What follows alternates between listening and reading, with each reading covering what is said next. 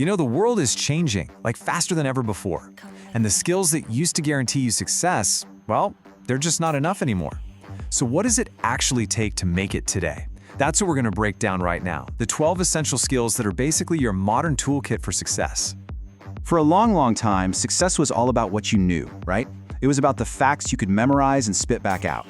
But that's just not the full picture anymore. Honestly, the whole game has changed. So that kind of begs the question, doesn't it? If it's not just about what we know, then what is the secret sauce? What's going to make a difference in our careers, in school, and hey, even just in our day-to-day lives? Think about it. With all of the world's information literally a click away on your phone, just knowing stuff has lost its edge. It's kind of like trying to win a race on foot when everyone else is driving a sports car. No way. The new currency, what really matters now, is what you can do with what you know. And the answer?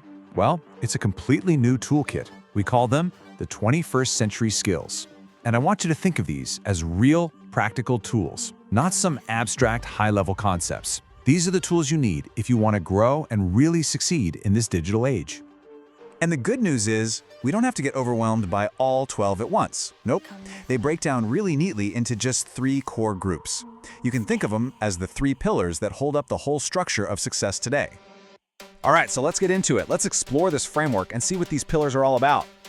Okay, so here's the plan. First up, we've got learning skills. This is all about how we think. Then we'll get into literacy skills, which is how we handle all the information coming at us. And finally, we'll wrap up with life skills, basically how we show up and navigate the world. Ready? Let's dive into that first pillar. All right, pillar number 1, learning skills. These are the heavy hitters. They're like the engine for all your problem solving and innovation. And the best part, they're super easy to remember because we call them the 4 C's. So here they are, the famous 4 C's. It all starts with how you analyze ideas, right? Then it moves to how you come up with brand new ones. After that, it's about how you build on those ideas with other people, and finally, how you get them out into the world. Let's break them down one by one. First up, we've got critical thinking. And you know, this isn't about just being critical of everything, it's about being a detective. It's about dissecting information with a clear, logical mind. So think about a student doing a research paper. They're not just going to grab the first thing they see on Google, right? No way. They're going to compare different sources, look at multiple viewpoints, and figure out what's really going on to form a solid conclusion. Okay, so once you can analyze things, you need creativity.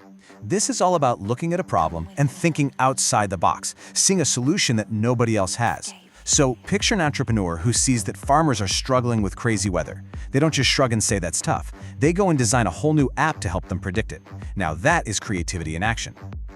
But hey, even the greatest ideas need teamwork to come to life. And that brings us to our 3rd C, collaboration. This is the magic that happens when you combine everyone's unique strengths to do something huge, something way bigger than any one person could do alone. You know, a great science project team doesn't have one single hero doing all the work. It's got different specialists, all pulling their talents to nail it. And last, but definitely not least, to make any of this matter, you've got to have communication.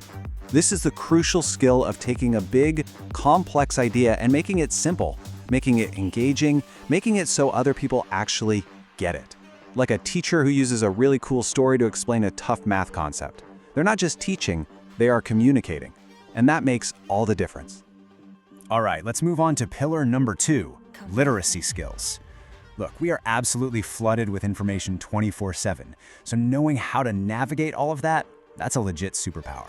And to make it easy, we can remember these as the IMT skills.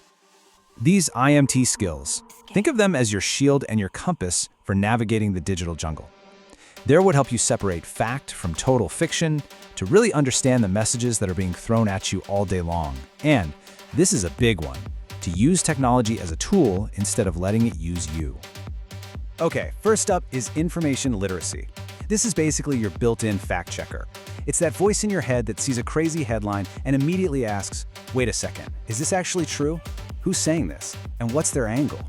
A good journalist does this all day, every day, checking every single fact before they publish. And let's be real, it's a skill every single one of us needs right now. Next up, we've got media literacy. This one is all about understanding the why behind all the stuff we watch and read. It's about looking at a TV commercial and seeing beyond just the product. It's noticing how the music, the colors, the whole story, it's all carefully designed to make you feel something, to persuade you to pull out your wallet. And the final skill in this group is technology literacy. Now, this is not just about knowing how to scroll through social media on your phone. It's way deeper. It's about knowing how to use the right digital tools to get powerful results. I mean, think about a doctor who uses AI software to help read x-rays. They can get a faster, more accurate diagnosis. That's not just tech literacy, that's tech literacy literally saving lives. Okay, we've reached our third and final pillar, life skills. And these are the ones that really bring it all together. They're the personal and social skills you need to handle the messy, complex, real world. And yep, we've got another handy acronym for you, FLIPS. So, these 5 flip skills are a little different from the others. See, if the first 2 pillars were about handling ideas and information, the stuff out there, this pillar is all about handling yourself and navigating the day-to-day challenges of life and work. Yeah, this final group covers a ton of ground, but it really boils down to one thing: personal effectiveness. It's about being flexible when things go sideways. It's about having the leadership and the initiative to actually start something. It's about the productivity to get it all done without burning out. And of course, the social skills to bring other people on board with you. These are the skills that turn all that thinking and knowledge into real-world action. So, here's the bottom line. The 4 C's, the IMT skills, and the FLPS skills, they aren't just trendy buzzwords for a resume.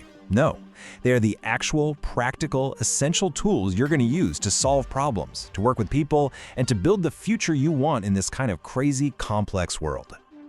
So, as we wrap this up, I want to leave you with a question, a real one. Look at this whole toolkit we've laid out. Everything from how you think to how you act. Just be honest with yourself.